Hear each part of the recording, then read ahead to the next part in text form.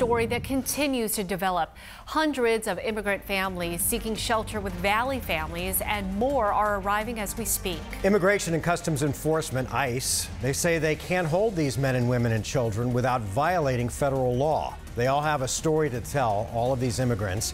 And tonight, one is sharing her story with Team 12's Jessica DeNova. Jessica? We've learned this is happening because the amount of time ICE and Customs and Border Protection can hold minors is limited. They say they're getting more families than they can handle. A 2.5-week-long escape, running from death threats and extortion. And if I reported them, my whole family would be gone. This Guatemalan single mother left behind her twin 3-year-olds, hiding safely with family to come to the U.S. with her 8-year-old in search of a better life. They're among the droves of families ICE says are showing up along the Arizona border. ICE no longer has the capacity. An ICE spokesperson says in a statement released this week, ICE has alerted local and state officials and reached out to non-governmental organization partners in the area who are prepared to provide assistance.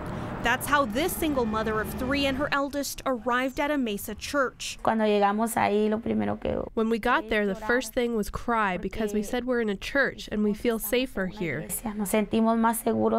Safety seemed impossible. When $4,000 later, she fell victim to crime again. Her guide asked for more money, but her family couldn't pay. He left me abandoned at the hotel with a person named Fabian. She says a stranger took pity on them, connecting her with someone who helped her get to the other side. We arrived to a road. She sped up the car.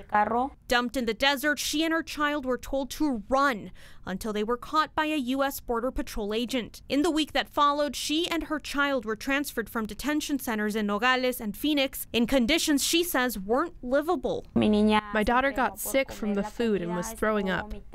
Now she and her child have food, clothing, and a comfortable place to spend a few nights with members of a Valley church as they wait to meet up with family in the Pacific Northwest.